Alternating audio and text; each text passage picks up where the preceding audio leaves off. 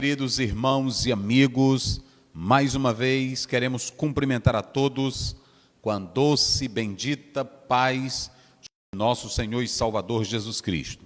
Para nós, sempre é uma alegria, é um prazer tê-los conosco, ouvindo, aprendendo juntos a palavra do Senhor. Eu quero louvar a Deus pela vida de cada irmão, de cada irmã, pela vida de cada servo de Cristo Jesus, que sempre se dispõe a aprender mais da palavra do Senhor. Aliás, essa é a recomendação de Pedro, na sua segunda carta, 3,18, crescei na graça e no conhecimento, ok? Então eu louvo a Deus por sua vida, você que está sempre aos sábados, parando para ouvir, para juntos compartilharmos esse momento glorioso. Nosso abraço, e aqui continuo pedindo as vossas orações em nosso favor. E como sempre, nosso intuito, propósito, objetivo aqui é levar você, querido irmão, querida irmã, a um conhecimento lenitivo, edificante das Sagradas Escrituras, para gerar mais fé em você, mais compromisso com Deus, ok? Esse é o nosso alvo, para que você seja aquilo que está lá no Salmo 1, verso 3, serás como árvore plantada junto a ribeiros de águas, que dá o seu fruto na estação própria. Queremos manifestar nossos sentimentos em favor daquelas famílias que perderam alguns de seus membros, ou pai, ou mãe, ou irmão, mas que goza da comunhão com Cristo, com certeza está na eternidade nos braços do Pai. Vamos orar, já está aqui o pastor Luiz, o professor Anuar, o irmão César, e nós vamos iniciar com o pastor Luiz, orando ao Senhor. Oremos. Pai eterno, Deus santo, bendizemos a Ti nesta noite, ó Pai, mais uma vez, pelo privilégio de estarmos, ó meu Deus, diante deste veículo de comunicação, diante de dessa rede nacional, ó Pai, para ministrar a poderosa palavra de Deus. Pai eterno, sei com o nosso pastor presidente, dando-lhe, meu Deus, sabedoria, entendimento, unção, autoridade, para continuar levando a preciosa semente aos corações que necessitam. Pai bendito, usa nesta noite, ó Pai, como instrumento, canal de bênção, para alcançar e abençoar a vida. Sê também conosco, ó Pai, os Teus servos que nos assistem, que nos acompanham, dando a Tua graça, continua fortalecendo, abrindo o entendimento para que possamos crescer juntos na compreensão da Tua palavra e da Tua vontade. Nos abençoa, te pedimos em nome de Jesus. Amém. Muito bem, meus queridos irmãos, nós estamos aqui para mais uma lição. A lição de número 6 está aqui, lição de número 6, o tema... separar aqui para ficar melhor. O tema da nossa lição é o ministério de apóstolo. Ministério de apóstolo. Eu quero que você convide o irmão, a irmã, fale com uma pessoa que nós estaremos estudando cuidadosamente, à luz da Bíblia, sem depreciação, aqui esse substantivo, apóstolo. Ainda existe apóstolo hoje? Qual é o papel desse apóstolo? Isso é uma hierarquia? O que é um apóstolo? Estaremos tratando sobre isso. Primeiro ponto, o colégio apostólico. Por que Jesus escolheu 12 homens? Por que ele selecionou esses homens? Segundo, o apóstolo Paulo. Quem era o apóstolo São Paulo? Ele tinha qualificações para ser um apóstolo? Ele fazia parte do colegiado de Cristo. E em terceiro e último lugar, a apostolicidade atual. Hoje, pode alguém ter o título de apóstolo? São as perspectivas expostas pelo autor da lição, pastor Elinaldo Renovato, que ele lançou essa obra, um livro de apoio, Dons Espirituais e Ministeriais. E nós estaremos explorando essa lição, analisando. O texto básico é Efésios 4, 7 a 16, ok? E aí, aqui temos uns pontos que nós separamos, que estaremos explorando depois da análise do texto bíblico. A nossa base aqui sempre é o texto bíblico. E depois nós estaremos analisando esses 5 pontos. Primeiro, entendendo o papel de cada um na obra. o termo apóstolo na teologia, as 3 provas do apostolado, em quarto, o poder do título, e em quinto lugar, como a igreja entendeu o termo apóstolo. Ok? Nós estaremos fazendo a análise desses 5 pontos e fazendo aqui uma ligação com a lição e com o texto bíblico. Vamos começar com o pastor Luiz, lendo o texto de Efésios. Quero convidar você para acompanhar a passagem bíblica, ok? E aí nós vamos seguir com as nossas explicações. Efésios 4, 7 a 16. Mas a graça foi dada a cada um de nós segundo a medida do dom de Cristo. Pelo que diz, subindo ao alto, levou cativo o cativeiro e deu dons aos homens. Ora, isto, ele subiu, que é, senão que também antes tinha descido às partes mais baixas da terra.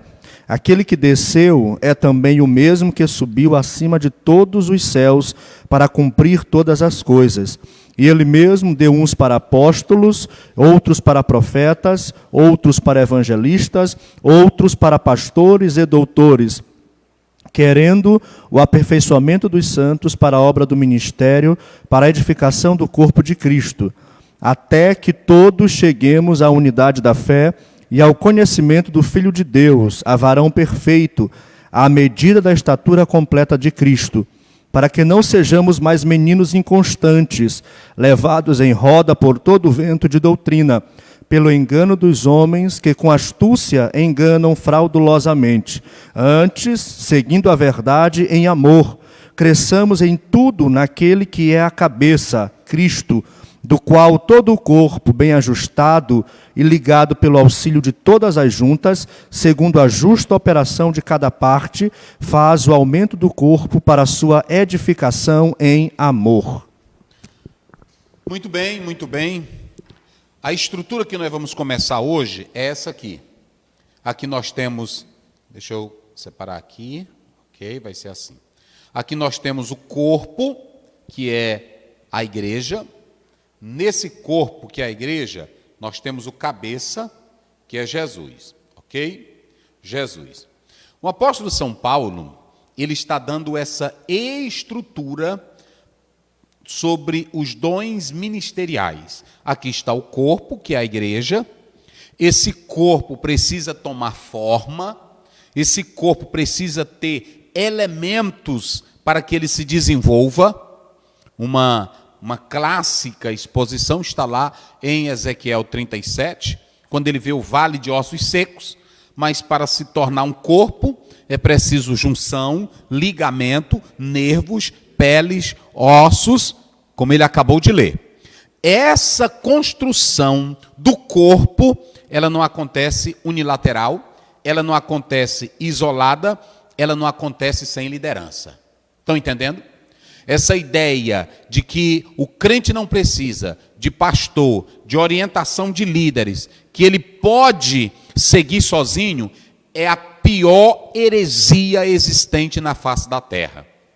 Eu quero dizer para os senhores, existem pastores que são dons para a igreja? Existem, mas existem uns que são instrumentos de maldade? Existem também. Nós não podemos negar. O próprio Senhor Jesus Cristo falou de uma classe de líderes que acabavam com a fé do povo. Eram os líderes, eram os pastores de Israel, mas pastores descomprometidos com a verdade bíblica. Nós não estamos aqui jamais para atacar pastor A, pastor B ou pastor C. Nós estamos aqui para mostrar que existem líderes, pastores, que não seguem a recomendação bíblica. E nós temos que mostrar essa verdade, porque se colocarmos na vitrine, na coluna, no farol do mundo, que é a igreja, homens que não têm o caráter de Cristo, irão comprometer a boa mensagem do Evangelho. Irão comprometer a estrutura da igreja. Imagine você colocar um filho seu em uma escola que os professores, na sua maioria, passaram colando. Imagine você colocar lá no seu estabelecimento comercial, um que diz que é formado em administração e não sabe nada, de administração. Imagine você contratar um advogado para seguir você no tribunal se ele comprou o diploma de direito. Vai prestar? Imagine você ser liderado na igreja por um líder que não estuda, que não tem amor, que não foi chamado, que não foi escolhido por Deus, mas que foi jogado, que se fez pastor. É aí que nós vamos começar. Vocês entenderam? A estrutura da igreja, olha para cá, meu irmão. A estrutura da igreja, ela só pode ter uma boa construção se ela tiver o quê? Vamos aí, cita vocês. Apóstolos, profetas, pastores e mestres e evangelistas. A igreja não é construída isoladamente. A igreja ela é construída com esses homens que são dons de Deus para a igreja. Dons de Deus para a igreja. Ou seja, não é maldição de Deus para a igreja. Não é um peso para a igreja. O pastor, o mestre, o profeta, o evangelista, ele tem que ser um dom, uma bênção para a igreja. É triste dizer, mas existem líderes que são maldições para a igreja. Separa o povo, cria ambiente de tristeza na igreja, explora o povo em nome da fé. Então nós temos que começar essa estrutura. Para o corpo estar bem, para o edifício ser bem construído, bem firme, é preciso uma boa? Eita!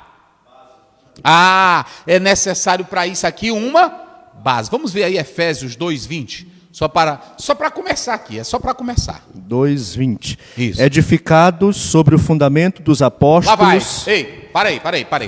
Edificado em quê? Fundamento dos apóstolos. E vai. E dos profetas. Dos profetas. E o que mais? De que Jesus Cristo. Olha, Jesus Cristo é a principal pedra da esquina. Olha para cá. Preste bem atenção. Cuidado para você não pensar que o apóstolo ou o profeta aqui é o dono da igreja ou que eles têm alguma coisa para a igreja. Negativo. Observe que o pastor leu, ele começa dizendo, edificado no fundamento de quem? Dos apóstolos. E de quem mais? E aí o que ele diz mais? O qual Cristo é a cabeça. Pronto. O profeta, o apóstolo, o doutor, o mestre, pela sua leitura, pode falar aí no microfone, ele é o fundamento da igreja? Não. Ele é quem dá origem à estrutura da igreja? Não. Pronto. Você que é professor, quem é que constrói o pensamento do corpo? Quem é que dirige? Quem é que cria? O Espírito Santo. Quem é que dirige? Quem é que cria? Quem é que está na liderança?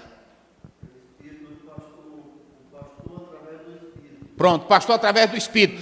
Prestem minha atenção, que pode ser o maior teólogo, pode ser o maior biblista, pode ser o maior apóstolo, mas a igreja ela tem uma cabeça. Quem é a cabeça dela? Jesus. Quem é que dá a ideia? Jesus. Quem é que dá a palavra? Jesus. Quem é que dá tudo? Jesus. Então pronto. O apóstolo aqui, nós temos que entender isso. Há pensamentos liberais que dizem que o apóstolo São Paulo, ele criou o cristianismo. Não foi Jesus que criou o cristianismo. Olha a ideia. Isso aí está vagando nas academias, nas universidades, nos pensamentos liberais. Nós temos que ter cuidado para entender que Paulo, ele não tem nada. A bagagem dele, ele não traz para a igreja. Ele diz, aquilo que eu recebi do Senhor. Está lá em 1 Coríntios 11. Vamos ver bem aí. 11. Parece que é o 23, sei lá. O que ele diz aí? É muito importante você atentar para isso. 23. Porque eu recebi do Senhor. Eu recebi do Senhor. O que também vos ensinei. O que também vos ensinei. Pronto, olha para cá. Paulo tinha a bagagem judaica dele? Tinha. Ele desprezou ela? Não. Ele até sabia que a lei, a Torá, era de Deus. O que ele menospreza é o legalismo. E o que Paulo mostra é que ele recebeu o evangelho por revelação. Então ele diz, o que eu recebi Paulo não criou ideia de cristianismo. Paulo não criou ideia de Jesus. Paulo não fabricou nada disso. Paulo diz, tudo que eu estou entregando para vocês, eu recebi antes. Mas ele recebeu de quem? De Jesus.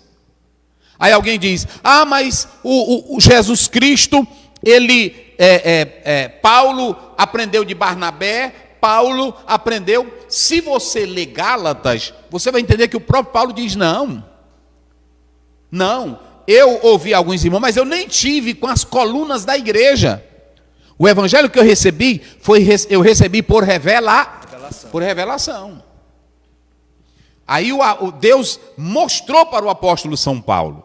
Então, a igreja é esse corpo. Agora, para esse corpo, irmão, para esse corpo crescer bem, para esse corpo crescer saudável, para esse corpo crescer bonito, ele precisa de estrutura. Nós temos a estrutura que é o esqueleto. Não é assim? O esqueleto nos mantém de pé. Mas esse corpo, só os ossos, não adiantam. Tem que ter pele, tem que ter nervos, os músculos, tem os olhos, tem a orelha, tem tudo. Agora, a estrutura desse corpo, ele precisa de alimento, ele precisa de nutrição, ele precisa de cuidado para se manter. Assim é a igreja. Se o nosso corpo não pode viver isolado, imagine a igreja. Aí Deus entrega esses dons: apóstolo, profeta, evangelista, pastor e mestre, para dar estrutura a esse corpo. E a estrutura espiritual não é do apóstolo, não é do profeta, ele recebe de quem? De Jesus. Todos esses dons aqui são dados por Cristo à igreja. Hoje tem igreja aí que ela não tem estrutura. Estrutura que eu estou falando de crescimento espiritual, estrutura de doutrina. Ela não tem uma boa imagem. Sabe por quê? Porque ela não vive esses ministérios aqui. Entenderam? É preciso que o evangelista tenha qualidade, o profeta tenha qualidade, o apóstolo tenha qualidade, o pastor e o mestre tenha qualidade. Se não for assim, não adianta. Ok? Então nós vamos ver aí Atos 20, 28.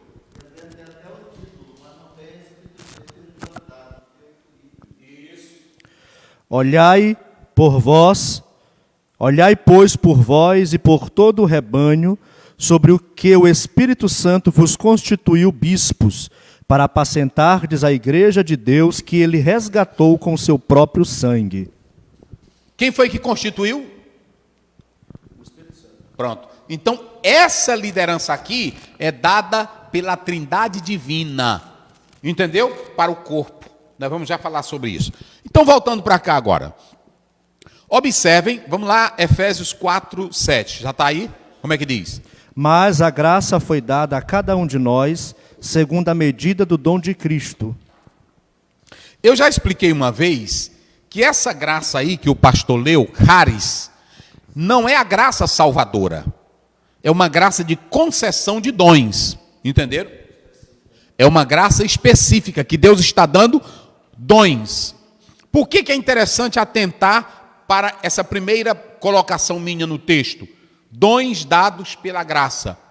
Porque assim como Deus dá os dons espirituais, ele também concede os dons ministeriais. Mas esse dom ministerial não é porque você seja eloquente, não é porque você seja inteligente, não é porque você tenha boa retórica. Esse dom ministerial é o quê? É uma dádiva do Espírito Santo. Inclusive, quando você lê no texto majoritário, quando você segue essas leituras lá, você vai ver que lá diz assim, e o Espírito Santo, Deus dá homens como dons. Os homens chamados por Cristo, eles são dons, bênçãos para a igreja. Ok? Então, esses dons são dados pela graça. Não é como se ter arrogância, egoísmo, prepotência. Eu sou isso, eu sou aquilo, eu sou assim. Não, senhores. Quando o obreiro, aqui está a primeira prerrogativa. Quando esse apóstolo, esse evangelista, esse profeta, esse pastor e mestre, sabe que tudo que ele tem é dado pela graça, ele não vai se orgulhar, ele não vai se exibir, ele não vai se arrogar. Eu sou apóstolo. Não é assim? Eu sou apóstolo. Aqui está o apóstolo. Se a gente não chamar ele de apóstolo, ele zanga, ele vira um Satanás. Tem que chamar de apóstolo. de apóstolo. Então ele se arroga. Quem é evangelista? Aqui está o maior evangelista do mundo. Não existe isso, gente. O maior evangelista do mundo é o Espírito Santo. Vocês entenderam? Aqui está o maior evangelista. Fulano de tal foi o maior evangelista. Não, Paulo diz assim em 1 Coríntios 15. Ele diz, pela graça de Deus eu sou o que eu? E lá em 1 Coríntios 3 ele diz, eu plantei Apolo, mas Deus é quem dá o crescimento. Às vezes alguém faz uma cruzada, eu vou dizer aqui a verdade. Alguém faz uma cruzada, aí chama um grande pregador, que é de nível televisivo, é importante. Ele pode ser um dom, ele pode ser uma bênção. Mas às vezes, um irmãozinho lá na rua já evangelizou aquela pessoa e está levando ele apenas para ouvir a palavra. O ministério dele é grande, não é porque ele seja grande, é porque Deus é quem edifica. Já preparou, eu plantei, Apolo regou, mas Deus é quem dá o crescimento. Uma mensagem de um estádio, ou num estádio, ou numa televisão, não quer dizer que aquele obreiro se tornou um grande evangelista. Ele anunciou a palavra. Agora Deus é quem dá o crescimento. E o maior problema está aqui. Se eu não entender que eu sou um dom para a igreja, por causa da misericórdia de Deus, da graça de Deus, eu vou me arrogar. Mestre, eu sou doutor em teologia. Eu sou doutor em literatura hebraica. Eu sou doutor. Aí nessa arrogância, esse corpo que deveria crescer bem, vai ser morto por esses ministérios aqui. Que não passam mais a ser ministérios cheios da graça pela operação divina, mas passam a ser cargos. A maioria estão tendo isso aqui, não é como ministério vindo de Deus, é como o quê? Cargo. Cargo de apóstolo, cargo de profeta, cargo de pastor e mestre e cargo de evangelista. Vocês me respeitam aqui porque eu sou pastor.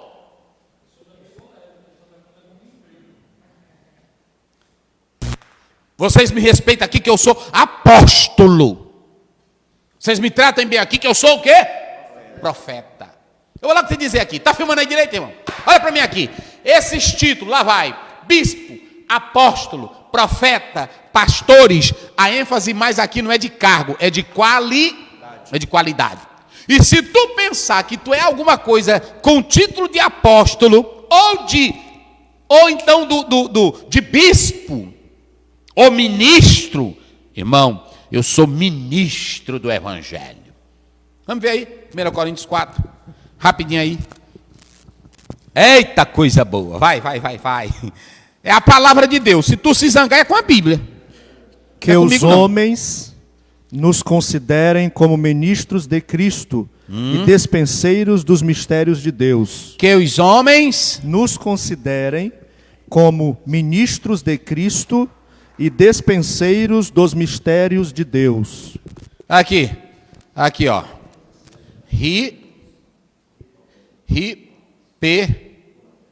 Hiperetas.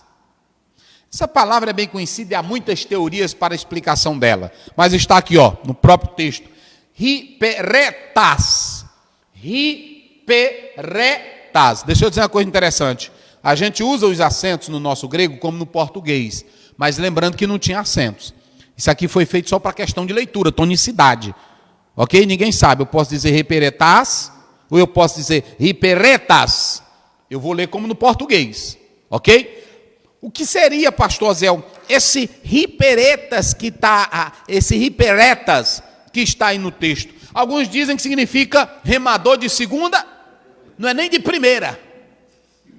Entenderam aqui? É remador de quê? De segunda categoria. Há muitas questões para isso.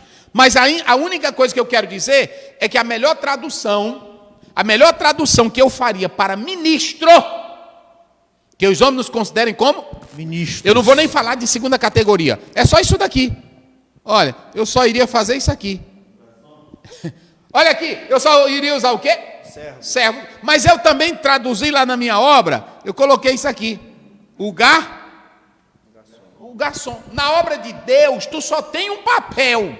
O pastor, o professor de teologia, o apóstolo, o profeta, ele é só o quê? Um garçom. É um garçom, ele é um servo.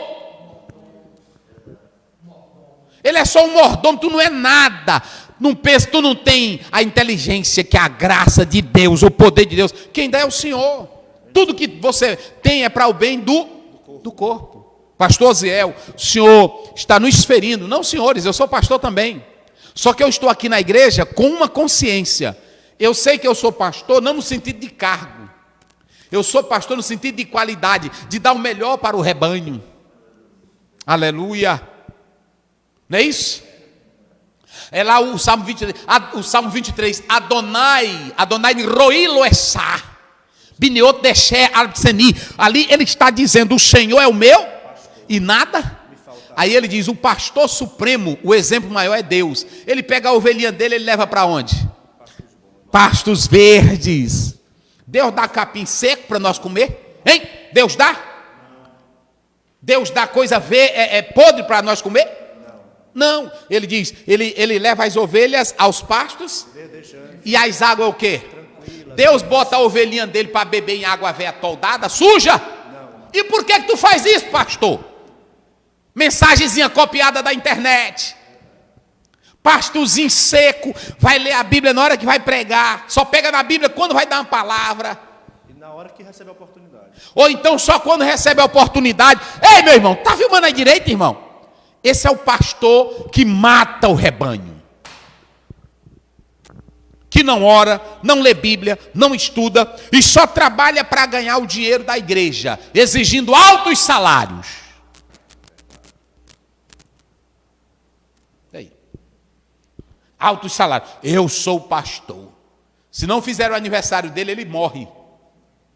Se não derem um presente para ele, ele morre. No dia do culto do pastor tem que ser a maior festa. A igreja aqui faz festa para mim. Faz ou não faz? Mas pergunte a algum crente se eu já exigi uma festa. E outra, a Bíblia diz lá em 1 Tessalonicenses 5, 12, 13, que é para reconhecer os que trabalham entre nós. Reconhecer, valorizar, não bajular. Pastor, ele sabe que essa função aqui é uma qualidade. Rapaz, eu vou servir, eu vou me dedicar. Pronto, aí sim, aí a coisa presta. Então, a primeira consciência que ele tem que ter é que ele é o quê? É um dom dado de graça. Homem de Deus não se vende. Não adianta tu entrar em ministério pela janela. Não adianta tu entrar em ministério bajulando presidente de convenção. Não adianta você entrar em ministério empurrado. É bom tu entrar quando Deus te dá para o povo. Aleluia! É quando Deus te dá para o povo. Porque quando Deus dá, você não vai fazer isso aqui na arrogância. Lá vai. Segundo, aqui você tem uma ideia do guerreiro romano que Paulo está falando. Que aí você tem a palavra triunfo. Eles venciam as batalhas, traziam os prisioneiros e entregava para Roma. Olha aqui o que nós conquistamos. Eles vão nos servir, não é assim? Eram escravos. Sabe o que Jesus está dizendo assim? Eu desci do céu, as baixas profundezas. Aqui não é o que está lá em 1 Pedro 3, lá pelo 19. As baixas terras, ou as regiões mais baixas, é quando ele estava lá na eternidade e desceu para esse mundo e encarnou-se. João 1,14, o verbo se fez e habitou entre nós. Jesus Cristo vem. A primeira coisa que ele faz é neutralizar a lei que operava em nós. E qual era a lei que operava em nós? A lei do espírito de arrogância, a lei da grandeza. Antes de nós sermos de Jesus, tinha um capitão que mandava em nós. Quem era esse capitão? Filma aqui eles. Filma aqui. Quem era o capitão? Pronto. Quem era o chefe? Quem era o valente? Então pronto. Quem mandava em nós antes de Jesus entrar era Satanás, era o diabo, era o capirote. Espírito de arrogância. Olha para cá, está filmando aí direito, irmão? O líder que tem espírito de arrogância, a irmã que dirige o ciclo de oração tem espírito de arrogância, o irmão que canta na igreja tem espírito de se amostrar, de se exibir. Sabe quem é o bichinho que está aí? Não é o Espírito Santo não, é o Satanás. Porque Jesus foi o maior exemplo de humildade. Aleluia. E quando, oh glória a Deus, hoje eu estou pentecostal aqui. É porque eu estou alegre, a palavra de Deus vai entrando, não é assim?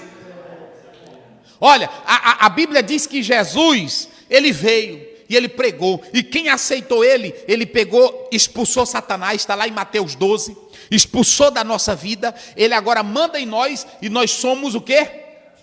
Cativos em? Nós somos prisioneiros de quem? Romanos, primeiro. Eita coisa boa. Eita coisa boa é a Bíblia. Hein? Servo de Jesus Cristo. Ei, para aí, olha para cá. Como é aí? Paulo. Servo de Jesus Cristo. Isso, o que mais? Chamado para apóstolo. Chamaram para apóstolo. Separado para o Evangelho de Deus. Separado para o Evangelho de Deus. Está vendo, irmão? Vocês estão vendo a Bíblia? Ou seja, quando Jesus veio, ele salvou aqueles que acreditam nele, levou para o reino regiões Efésios 1:3. Aí depois esse mesmo que ele levou, ele faz o que com eles? Ele dá para quem? Ele dá para... Esses homens vão servir como? Servos, como dons. E aí você vê que esses homens, eles não têm mais vontade própria. Esses homens têm um Senhor na vida deles. Eles estão cativos em quem? Eles estão prisioneiros em quem? Cristo. Então quando eles vão servir um prisioneiro, olha para cá. Um prisioneiro, um servo, um garçom, tem do que se arrogar? Não, de nada. Tem do que se exaltar? Ele tem do que? Eu sou isso, tem? Não. Então, como é que o apóstolo vai se exaltar? Ele tem um dono, ele é escravo. Escravo não tem voz, não tem vez. Ele só escuta o seu mestre, o seu senhor. É coisa interessante, né? É coisa interessante. Então preste bem atenção. Aí passa a estar cativo em Cristo. Em Cristo. E por que eu estou falando isso aqui? Por que eu estou falando? Me veja bem aí. 1 Coríntios 10:5. Se não for 1 Coríntios 10:5, é 2 Coríntios. Mas eu acho que é. Vai aí, só para me ver aqui, tirar. Não está aqui na 10:5. É assim? 2 Coríntios? Vê se é o segundo. Só para me ver aí. A gente vai esquecendo. Vai ver aí. 10:5.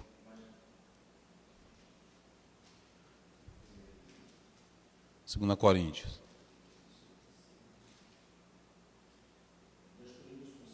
Vê se é. Destruindo os conselhos e toda altivez que se levanta contra o conhecimento de Deus, levando cativo todo o entendimento à obediência de Cristo. Pronto. Entenderam agora? É pecado? Vira aqui, filmar aqui a cara deles. Vocês vão falar, é pecado ser um mestre em teologia? Não. É pecado ser doutor em teologia? É pecado ser um PhD em teologia? Vocês sabem onde é que está o pecado? É quando eu não tomo consciência de que eu não sou cativo. Porque se eu for cativo em Cristo, até meu pensamento de doutor está sujeito à vontade de Deus. Eu nunca vou querer me amostrar com o meu doutorado, com o meu mestrado. Eu nunca vou querer ter um entendimento apenas de uma cultura humana. Olha para cá, eu não sou louco. Eu sei que o conhecimento teológico, ele é construído num processo histórico.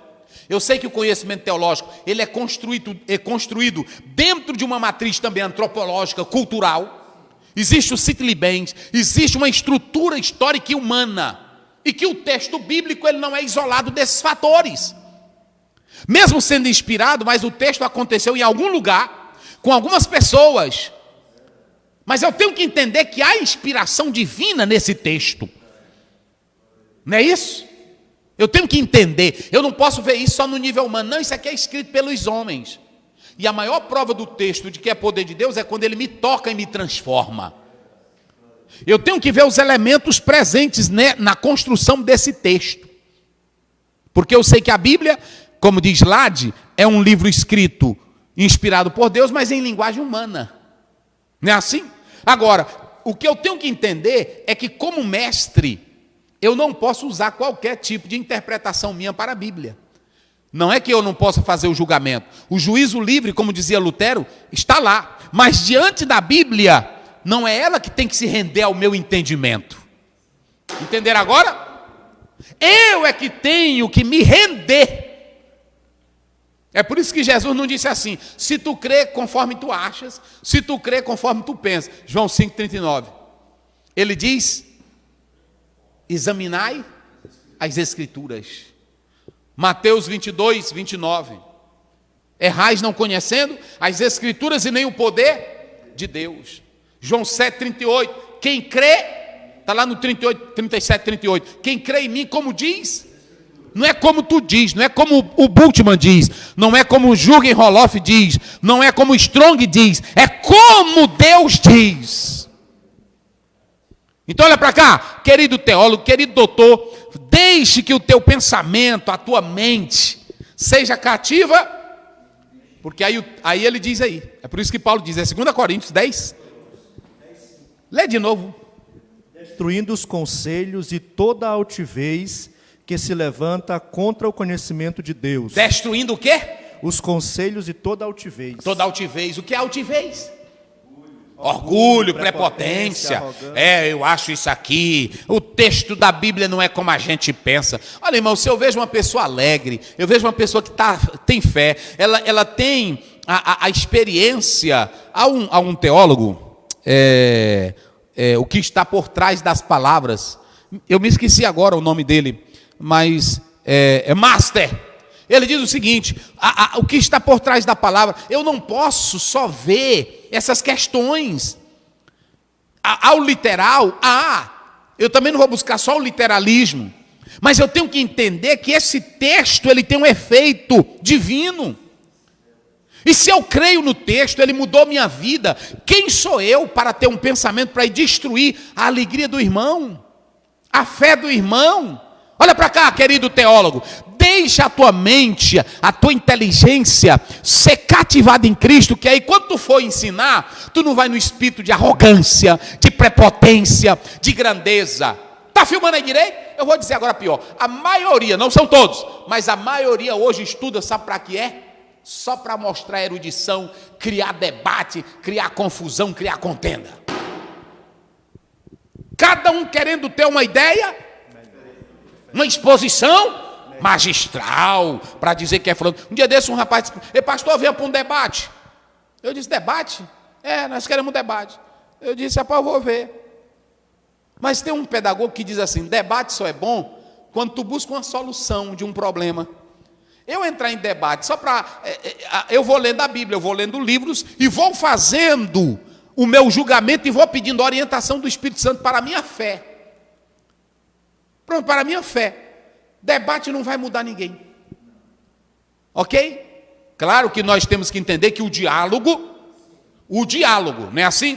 O diálogo, a exposição de um pensamento, uma conversa, aí sim, o buscar. Piaget dizia, quando você busca a solução de um caso, de um problema, aí vocês vão pensar, não é isso? Vocês vão ter hipóteses, as sugestões, aí vão se chegar a um denominador comum. Agora, só debate. Por exemplo, eu vou debater com um presbiteriano, ele vai querer ser pentecostal? Não. Um pentecostal vai querer ser presbiteriano? Não. Só se ele tiver mente mesmo despreparada. Não é assim?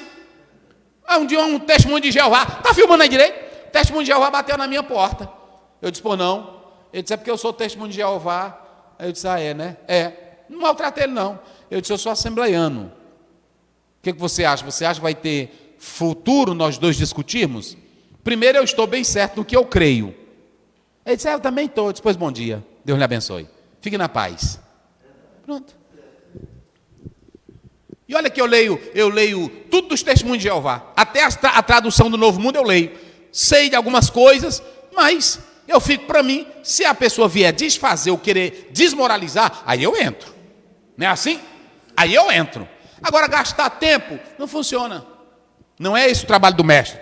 Cativo em Cristo, olha para cá. Mestre, doutor, tu pode ser doutor em teologia, tu pode ser doutor em filosofia. Não é pecado, não. Tu pode ser doutor até no Satanás. Que agora tem doutor em escatologia, doutor do Espírito Santo, eu não estou mais entendendo mais nada não. Mas deixa para lá. Doutor em escatologia, doutor em divindade, doutor em Espírito Santo, doutor em céu. Não é? Doutor em céu. Nunca morreram. Só não tem doutorado no inferno. Eu não sei se tem doutorado no inferno. Eu não vi ainda. Mas em satanismo tem, parece. Tem, não tem?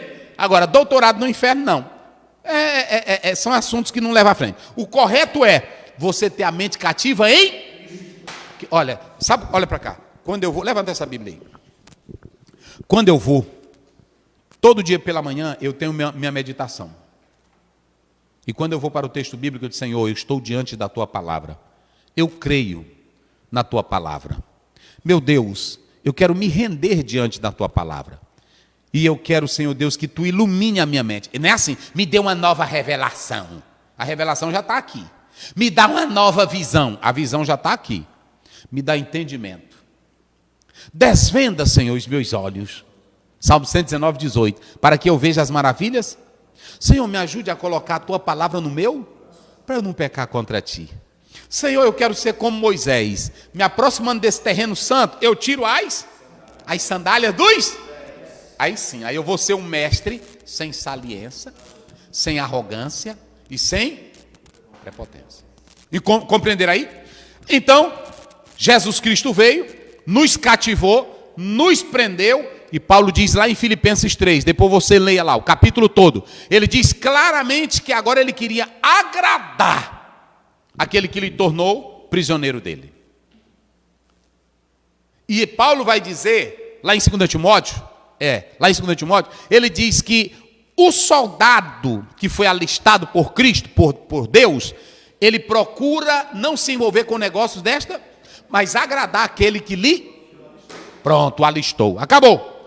E em terceiro lugar, dentro do texto bíblico, aí esse mestre, esse profeta, esse evangelista, esse doutor, esse pastor, ele vai trabalhar para o quê? Ele vai trabalhar para a perfeição espírito, que aqui é para esse corpo no futuro ser como Jesus. Porque Jesus não é o cabeça. E o corpo na cabeça, eles têm a mesma substância? Eles têm a mesma essência? Pois agora Jesus sendo o cabeça, aí vem a perfeição espiritual. E essa perfeição espiritual vem pela doutrina, vem para edificar e aperfeiçoar. Pronto, é só isso. Ok? Então, feito isso, nós analisando aqui o texto de Efésios, são essas três conotações. Dons dados pela graça, cativos em Cristo. Eu não li o Salmo, lê aí. Salmo 18, 68, 18 a 19.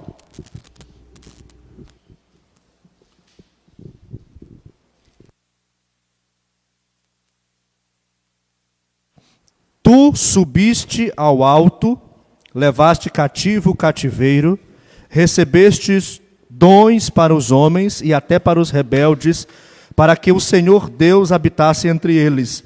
Bendito seja o Senhor, que dia em dia nos cumula de benefícios, o Deus que é a nossa salvação. Pronto, então já expliquei isso, vocês já compreenderam aqui o texto bíblico, e agora vamos para cá. Eu coloquei aqui 5 coisas. Primeiro, entendendo o papel de cada um na obra de Deus. Olha, a obra de Deus pode ter apóstolo, pode ter profeta, pode ter mestre, pode ter pastor. A obra de Deus pode ter o crente usado com dom de misericórdia, dom de administração, dom de serviço, sim ou não?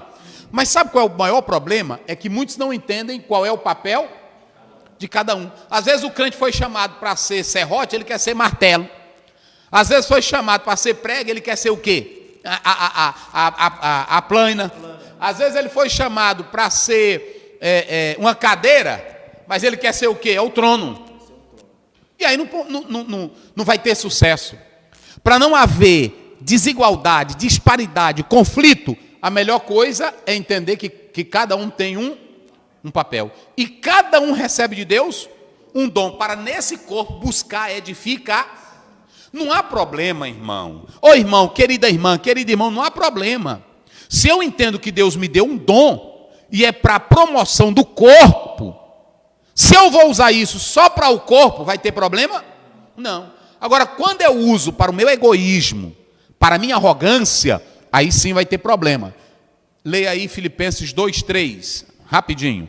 Vamos ver como é que deve ser o espírito de servir na obra de Deus.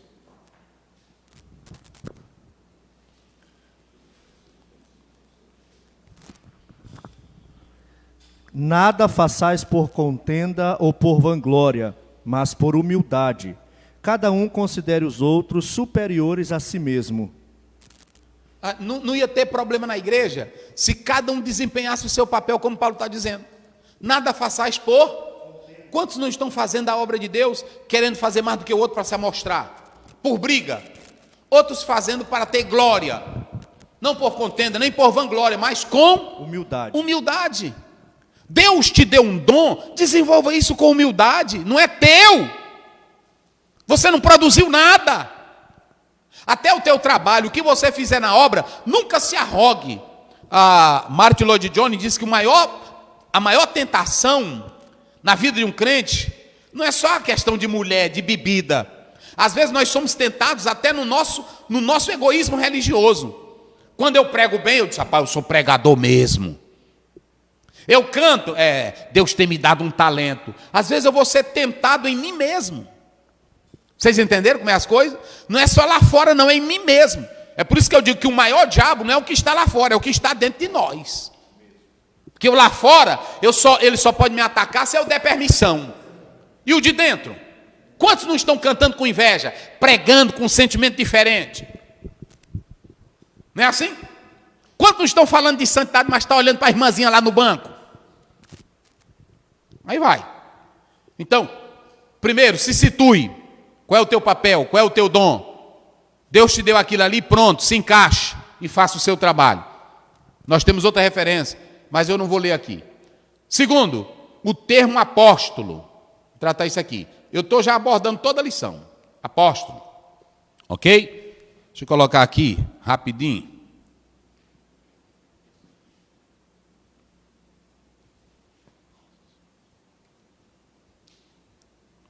Pronto. Apóstolos, apóstolo. O termo na teologia. Vocês sabem que a palavra apóstolo, ok? Lá no texto original, está dessa forma.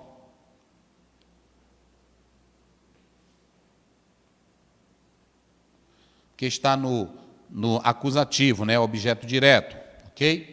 Nós não vamos entrar nesse detalhe aí. Mas, quando você lê Efésios, capítulo 4, e o verso 11, vê aí, pastor. 4:11, só a primeira parte. E ele mesmo deu uns para apóstolos. E ele mesmo deu uns para apóstolos. Apostolos, ok? Então, aqui é porque essa terminação os, é porque está no nominativo, é sujeito, e essa terminação aqui, os, é porque está no caso objeto direto, ok? Essa palavra apóstolo, sabe o que ela quer dizer? Um delegado. Sabe o que essa palavra apóstolo quer dizer? Alguém que é enviado com a missão.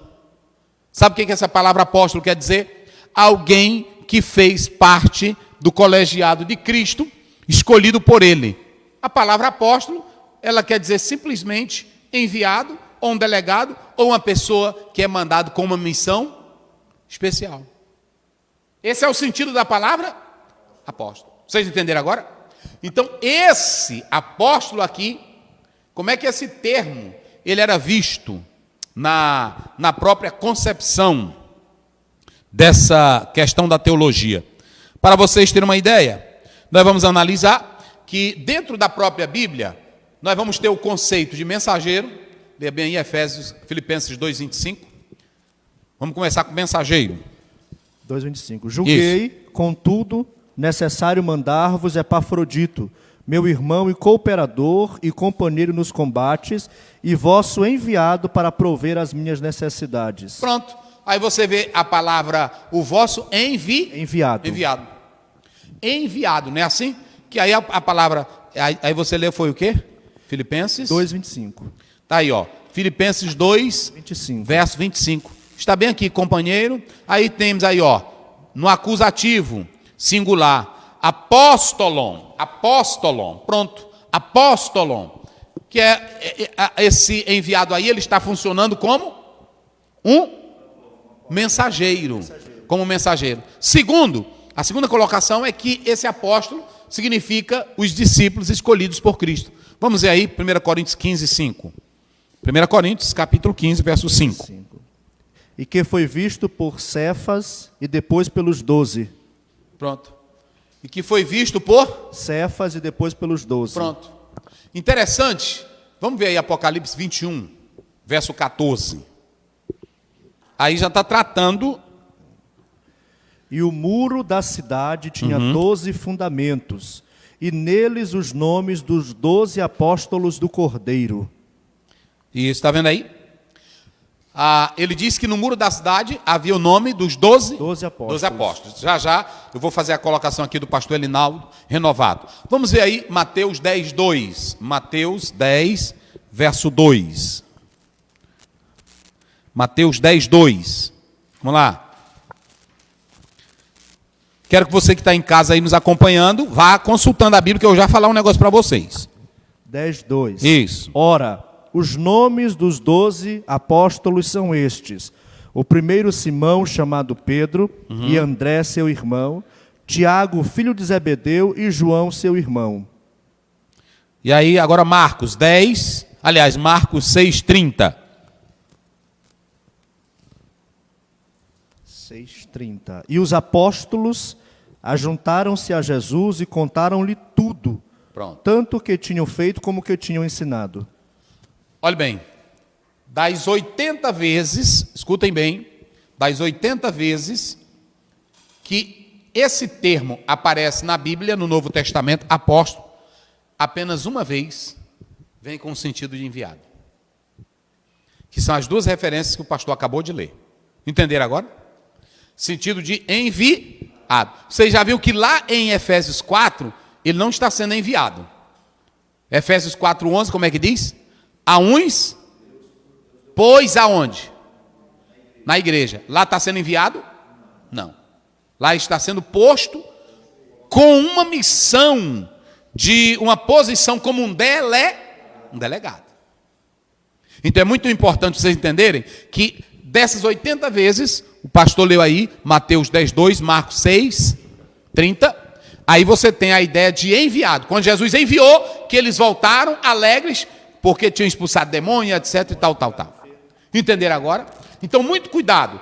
O termo na teologia, ele pode ter o sentido de mensageiro, ele pode ter o sentido de discípulo como colegiado apostólico, ele pode ter o sentido de enviado, do verbo enviar, apostelein, enviar no infinitivo, apostelein, ok? Então, você tem aí esse entendimento sobre os apóstolos.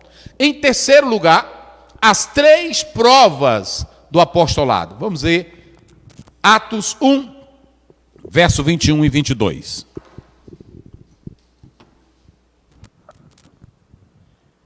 É necessário, pois, que dos varões que conviveram conosco todo o tempo em que o Senhor Jesus entrou e saiu dentre nós, começando desde o batismo de João até o dia em que dentre nós foi recebido em cima, um deles se faça conosco testemunha da sua ressurreição. Pronto. O que era necessário para ser apóstolo? Primeiro, ter andado com o Senhor. Segundo, ter visto Cristo ressuscitado e ser levado aos céus, ok? E aí tem, em terceiro lugar, a prova do apostolado que vinha de sinais e maravilhas. Só que o interessante é que esse apostolado, ele além de ter essas 3 colocações, que era a primeira colocação, vamos lá. A primeira colocação ele tinha que ter visto a Cristo, convivido com o Senhor, elevado às alturas. E a prova do apostolado era sinais e maravilha. Pronto. Entenderam agora? É por isso que é interessante. Vamos ver aí. Pode ler aí 1 Coríntios 4, verso 9. Rapidinho aí. 1 Coríntios 4, verso 9. 4, 9. Porque tenho para mim que Deus, a nós, apóstolos, nos pôs por últimos, como condenados à morte, pois somos feitos espetáculo ao mundo, aos anjos e aos homens. Eita! Está vendo aqui? Eu só vou na Bíblia. Quando a gente fala na Bíblia, tem irmão, pastor Ziel, Paulo diz, eu sou apóstolo, mas nós somos colocados como espetáculos, ou seja, de sofrimento, de luta, de dor. Paulo, ele também aí, ele não se julgava como não sendo apóstolo, ele está dizendo que era um apóstolo. Sim ou não? Ele está dizendo que ele era um apóstolo. Vamos aí mais essa referência. 9:5 de 1 Coríntios. Como é que diz? 9:5. 9:5. Não temos nós direito de levar conosco uma mulher irmã, como também os demais apóstolos e os irmãos do Senhor e Cefas? Olha para cá. O apóstolo tem direito em alguma coisa? Ele tem. Preste bem atenção, que eu vou explicar aqui. Jesus diz, quem vive o evangelho, quem prega o evangelho, vive do evangelho. Não é pregar o evangelho para ganhar dinheiro, mas é saber que aquele que prega o evangelho, com sinceridade, é dever de ter um sustento ou não é? Sustento, cuidado, não patrimônio para enricar. Isso é chamado de prebendas pastorais, não salário. Não salário. Deus não nos chamou para ser megas empresários. Deus não nos chamou para ser poderosos do evangelho. Deus nos chamou para viver em humildade. Agora, é claro que a Bíblia diz lá em Timóteo, e lá em Mateus 10, digno é o trabalhador do seu, o trabalhador.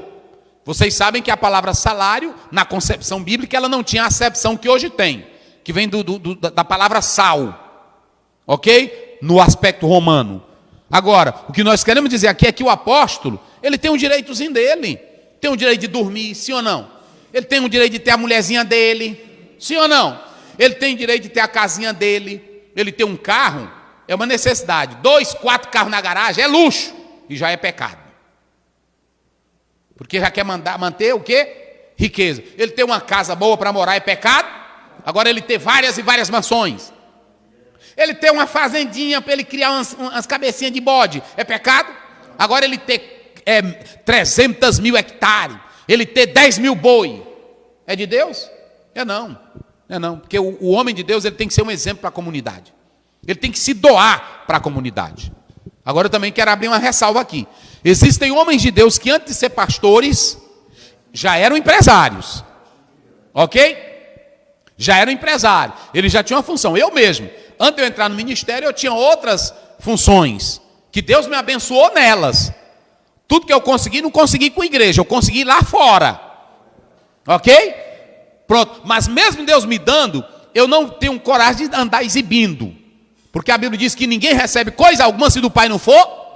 Pronto. Então muito cuidado com isso aí. Porque também tem crente que quer desprezar o pastor, desprezar o irmão. E assim como o psicólogo trabalha e tem um dinheirinho dele, assim como o médico trabalha e ganha um saláriozinho dele, também o obreiro do Senhor pode trabalhar e a igreja reconhecer. E aí, olha, vamos dar essa ajuda para o nosso pastor todo mês, para ele ter o ganhozinho dele, comprar o livrozinho dele, não é assim? Fazer a bibliotecazinha dele, cuidar da família dele, para ele servir para a comunidade. Isso é importante. E servir melhor ainda. Não é o pastor exigir da igreja. É a igreja ver, juntamente com a liderança, tratar bem seu líder e ver se ele trabalha, porque também não adianta dar dinheiro para preguiçoso. Se não trabalhar, corta ele. Assim, tem que estar no povo, no meio da comunidade, trabalhando, servindo. Ele tem que ir no hospital, visitar o povo, orar pelo povo, servir a igreja. Se é só dormindo e à noite chega no culto, e aí o saláriozinho cai na conta, manda ele cair fora. Vai mandar cair fora. Que aí não é de Deus não. Ok? Então, aí você tem as 3 provas do apostolado. A primeira, visto o Senhor. A segunda é que eles tinham que ser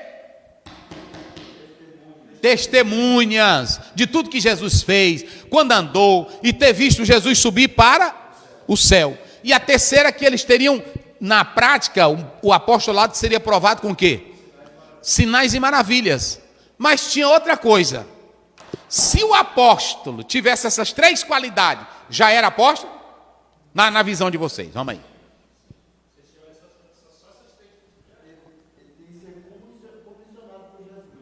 Pronto. Diga aí, daí para ele dizer. Diga aí. O que ele tinha que ser? Ele tinha que ser comissionado por Jesus para desenvolver esse apostolado. Escutem bem. Não adiantava só ter visto o Senhor. Judas viu o Senhor. Outras pessoas viram o Senhor. Outras pessoas testemunharam. Outros até operaram milagres. Mas só ter isso não era o necessário. Era preciso ser chamado. Eita, glória a Deus. Entenderam agora? Era preciso ser chamado. Jesus tinha que chamar. Isso é bíblico lá no Velho Testamento. Não era todo que era da tribo de Levi que já era sacerdote. Era só se fosse o quê? Chamado. Por isso que lá em Hebreus 5 diz: ninguém toma essa honra para si, se Deus não o chamar. Me parece que é o 5:4, vê aí, Hebreus. Então vamos lá. Tem que ter, além dessas 3 provas, ele tinha que ser o quê? Chamado. É aqui que é interessante. E aí vem aqui o mais importante, poder do título. Nós acabamos de dizer agora há pouco que esse título, lá vai, o hiperetas é servo, não é título ministro. Está aqui o ministro Osiel Gomes. Entra ministro. Não, é o ministro que é servo, é escravo do povo. Não é título para se orgulhar, não. Segundo, bispo. Episcopos, é a palavra grega. Aí a gente lê na Bíblia, o bispo. Bispo é um vigia. Tu é só um vigia, meu irmão. Aí vai entrando o bispo é um vigia. É pelo cuidar da igrejinha. O pastor já leu aqui. Vos constituiu bispo para apacentar, olhar a ovelha, olhar o crente faltou na igreja, pergunte para ele, por que ele não está vindo mais? Eu vou lá na casa do irmão. Não é assim? Eu vou visitar o meu irmão, eu vou visitar minha irmã. Ô irmã, cadê a irmã fulana de tal? Eu não posso fazer tudo na igreja, mas a minha parte eu faço. Está doente, eu pergunto. Na hora que eu sinto aqui a falta, cadê o irmão fulano de tal? Eu vou lá, irmão, você não foi mais à igreja. O que está acontecendo? Os crentes não podem ser só bolsa de valores para nós. Os crentes são almas que devem ser amadas e cuidadas. Entenderam como é as coisas? Então, está, apóstolo. Apóstolo é só uma pessoa que é escolhida e enviada. Agora tu quer mais? Olha aqui, como é que a igreja entendia o apóstolo? Está filmando aí agora? Eu vou dizer uma coisinha para vocês aqui. Principalmente os irmãos que gostam do título de apóstolo. Porque hoje é uma hierarquia.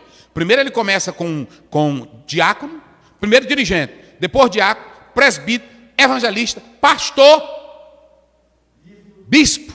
E agora já tem outros que eu não sei mais o que é. Bispo, e aí depois o quê? Apóstolo. Primeiro que essas concepções bíblicas, ô meu querido, ô meu irmão, deixa eu te dizer uma coisa, não tinha estrutura de igreja naquela época como nós temos hoje, grandes templos, organização hierárquica, não tinha isso não, era na casa dos crentes, eram os cantinhos fugindo e correndo para pregar evangelho. Esse termo apóstolo era só alguém que era enviado por Jesus.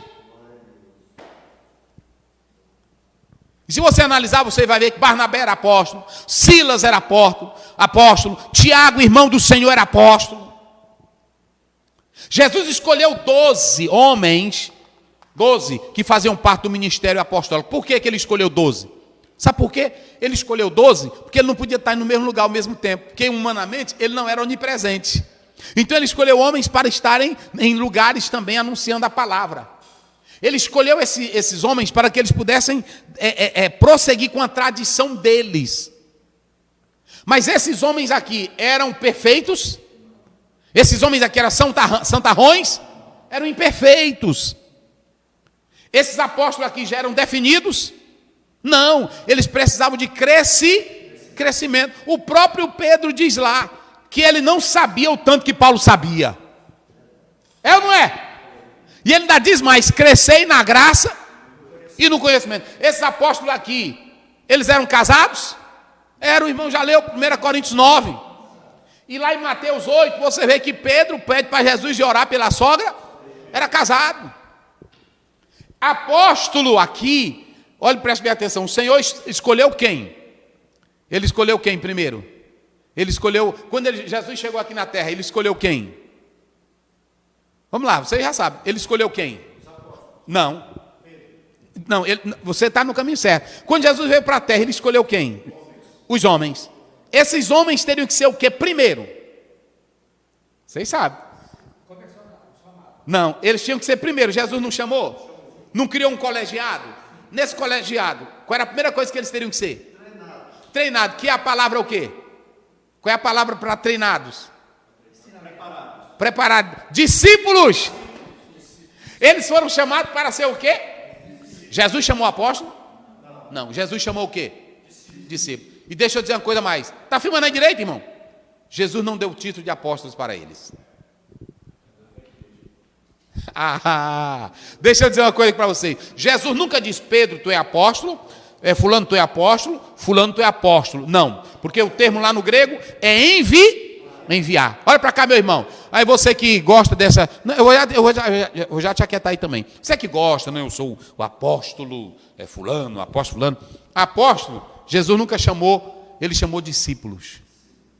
E esses discípulos que ele enviava, eles começaram a pregar. Depois que Jesus vai embora, a igreja, a comunidade, ela vê que esses homens foram escolhidos, esses homens foram enviados, ela passa a ter uma conscientização de quem eles eram, representantes e enviados de Cristo. Não que eles também batessem na mesa: eu sou apóstolo. Primeiro que é o seguinte: você pode ter o título e não ter o chamado. Você pode ter o título, tem um bocado aí que só tem um título. E tu quer mais? Tu quer ser apóstolo? Filma direitinho, irmão. Tu quer ser apóstolo? Já está com a costinha preparada para levar taca? Tu está com as costas preparadas para levar taca, tá? Levar peia? Tu quer ser apóstolo? Tu tem coragem de largar tudo e ir para o meio do mato, para meio de uma tribo que nunca foi evangelizada? Hein? Tu quer ser apóstolo?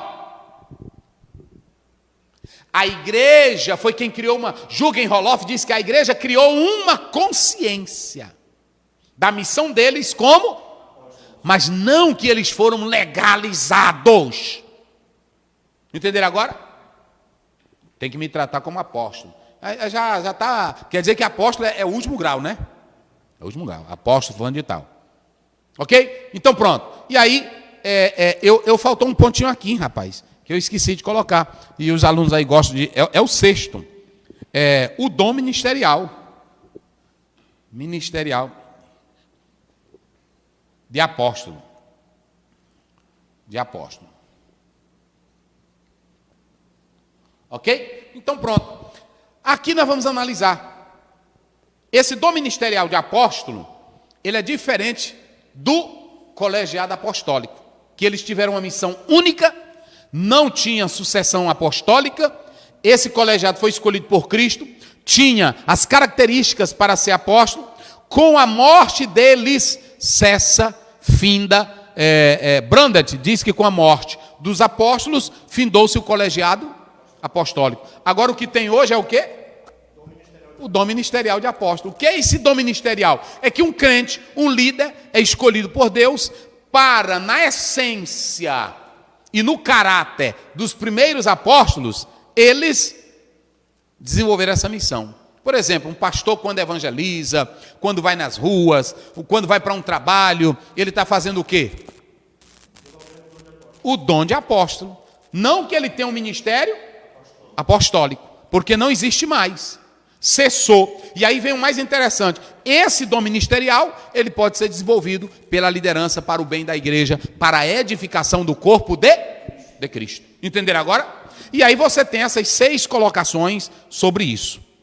Então, não use título de apóstolo para se arrogar, para ser prepotente, para ser grande. Nada disso. O título melhor, eu sou servo de Jesus Cristo. Esse é o melhor título, ok? E aí, para finalizar, já expliquei aqui o colegiado apostólico, o apóstolo Paulo. Aí vocês sabem que há muitos questionamentos se Paulo foi apóstolo ou não, mas eu já resolvi aqui o problema, porque se foi a igreja que criou uma consciência apostólica, Paulo também se viu como um apóstolo, porque ele tinha essas 3 provas aqui. Ele não viu o Senhor fisicamente, mas Jesus se revelou a ele, Atos 9, não é assim? E ele disse assim: eu vou te enviar, lá no 9:16, 15-16, eu vou te enviar e tu vai sofrer em meu nome pelo meu povo. E aí você vê que o apostolado de Paulo era marcado de autoridade, de sofrimento, de sinais e maravilhas. Então, ele não pense o apostolado da Bíblia como se fosse um cargo, como se fosse alguma coisa, ok? Uma patente, não era isso. Então, esse apóstolo de São Paulo, o que é interessante? é que ele se conscientizava como um apóstolo, mas ele se achava o menor. Ele não tinha um espírito de arrogância, de prepotência. Era um homem tão erudito, falava mais ele era um poliglota, ele falava o latim, falava o grego. Naquela cultura ele falava o grego, também falava o aramaico, porque vem dessa concepção oriental, falava o aramaico, ok? E aí você vê que esse homem era um poliglota, era um homem inteligente. Mas eu pergunto, essa cultura dele atrapalhou a bagagem dele? Atrapalhou? Não, cultura não atrapalha, inteligência não atrapalha. Quando a sua mente é cativa, pronto. E em último lugar, a apostolicidade atual. Pastor, eu posso ser chamado de apóstolo? Se é uma coisa que você quer, porque quer um título, problema seu, não tem problema não. Agora, às vezes você pode ser apóstolo, às vezes você pode se dizer apóstolo. Vamos ver bem aí, Apocalipse 2. Veja aí, tem coisa na Bíblia. Deixa eu analisar, vê se é o 2, verso 4, vê se é. Sim? É o 2:2, vai. Eu sei as tuas obras e o teu trabalho e a tua paciência, e que não podes sofrer os maus. Isso. E puseste a prova os que se dizem ser apóstolos e o não são, e tu os achaste mentirosos. Pronto. Dizem ser apóstolos e não? Não são. 1 Coríntios 11:3, só para a gente finalizar aqui, já vamos encerrar. 1 Coríntios 11:13. Julgai entre vós mesmos. É decente que a mulher... 11:13. 1 Coríntios 11:13. 11:13. Julgai entre vós mesmos. É decente que a mulher ore a Deus descoberta? Só isso, né? Só isso. Não, lê Gálatas 1:15. Aí a gente finaliza aqui. 1:15.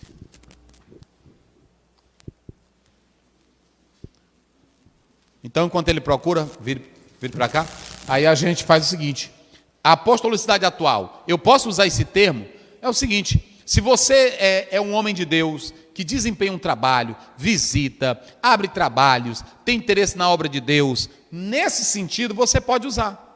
Você pode usar. Agora, no sentido de título, para querer ratificar o ministério, confirmar algo, aí não.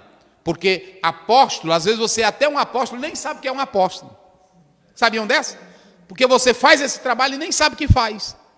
Então Deus não chega lá do céu e diz: César, professor A, pastor Luiz, eu quero te chamar para ser apóstolo. Jesus não chamou apóstolo, Jesus chamou homens que quisessem aprender dele.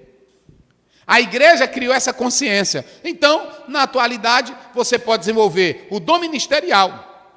E aí o pastor Elinaldo Renovado de Lima, ele diz que, baseado lá em Apocalipse, que o pastor leu, 21:14, ele usa lá dizendo claramente que o colegiado apostólico findou, porque lá na eternidade, nesse muro serão colocados o nome dos 12 apóstolos, ok? Tem um problemazinho que eu não vou entrar aí, com respeito, mas depois eu estarei explicando posteriormente isso.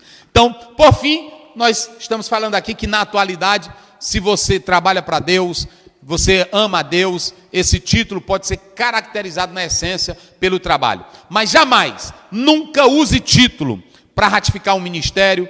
A autoridade não está no título, gente. A autoridade está no trabalho. Na obra de Paulo Freire, na Pedagogia dos Oprimidos, não é isso? Ele diz uma coisa interessante: a autoridade do professor não é quando ele se forma na universidade. A autoridade vem pelo trabalho, pelo respeito. Quando o povo vê que ele trabalha, quando o povo vê que ele é dedicado, aí gera respeito. Se a tua igreja vê que você é um homem que se doa para ela, que você é um homem que visita os crentes, que não está só interessado em dinheiro, ela vai lhe tratar como um apóstolo de Cristo, sem que você se arrogue disso. Só pela autoridade. A autoridade é o respeito que vem pelo bom trabalho. É assim. Aí sim, você pode ter a autoridade acadêmica de um diploma, mas pode não ter autoridade perante seus alunos só por causa do diploma. O título não é o mais importante. O mais importante é servir a Deus. Deus te abençoe em nome de Jesus.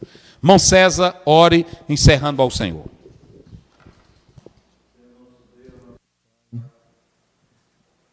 Senhor nosso Deus, nosso Pai, te louvamos, meu Deus, nesta noite, por mais uma ministração dessa escola bíblica, meu Deus. Muito obrigado que o Senhor tenha usado teu filho, tenha ungido o pastor Osiel poderosamente. Abençoe grandemente cada professor, aluno, pastor e superintendentes e teus servos em todo o Brasil e o mundo, onde essa transmissão foi e chegou, meu Deus. Resolve esse problema, abençoando teus filhos, as famílias enlutadas, aqueles que estão entubados nos hospitais, tem misericórdia. Resolve essa causa para a glória de teu nome. Pai, ser conosco hoje e para sempre, em nome de Jesus te louvamos. Amém. Olá, meus queridos irmãos e amigos, mais uma vez queremos cumprimentar a todos com a doce e bendita paz de nosso Senhor e Salvador Jesus Cristo. Para nós, sempre é uma alegria, é um prazer tê-los conosco, ouvindo, aprendendo juntos a palavra do Senhor. Eu quero louvar a Deus.